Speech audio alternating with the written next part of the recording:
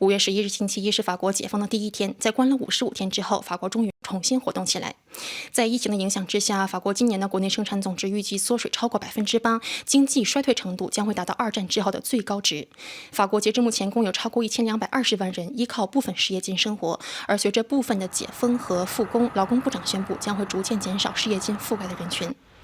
但是为了经济的复苏和病毒共存，真的那么简单吗？虽然政府呼吁能够远程办公者尽量继续远程办公，不能远程办公者错峰出行，但是真实的情况远远没有这么简单。今天早上6点，巴黎北郊的地铁13号线进城方向一度人满为患，由于地铁进水，首班车晚点40分钟，而乘客表示工作不等人，他们拒绝等待下一班车，结果就是所有人挤在一起，毫无安全的防疫距离可言。所幸的是，几乎所有乘客都戴有口罩，拒绝佩戴口罩者以及那些没有特殊情况出门证明的人群将会面临135欧元的罚款。Voilà. Et le mieux, le nez, le nez. Voilà. Le masque est obligatoire et vous pouvez être verbalisé. Je vous invite à la limite à remonter votre veste jusqu'en haut et essayer de vous cacher le temps des transports. D'accord? Essayez de me remonter jusqu'au nez. Voilà. Allez-y, pensez au masque à partir d'aujourd'hui.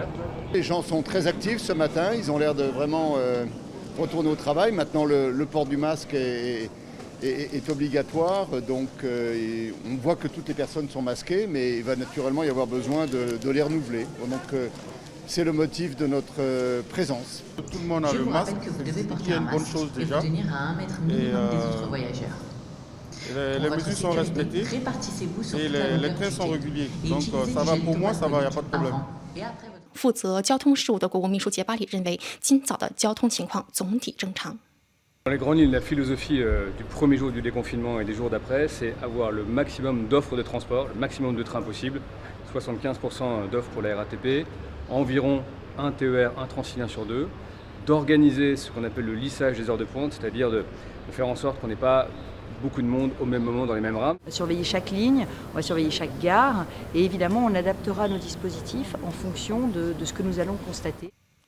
今早巴黎地铁13号线的拥挤程度在很多人的意料范围之内，早早做好心理准备的他们选择冒雨骑单车出行。Par habitude, je prends tous les jours pour aller au bureau au travail, donc il n'y a aucun changement pour moi. La même chose tous les jours. En fait, je préfère pas prendre les transports en commun. Tant que je suis pas sûre qu'il n'y a pas trop de monde, donc j'ai pris mon vélo. 3 mois depuis le mois de décembre, depuis les grèves, que je prends le vélo, que je me suis mis au vélo. Voilà, donc confinement, déconfinement, vélo.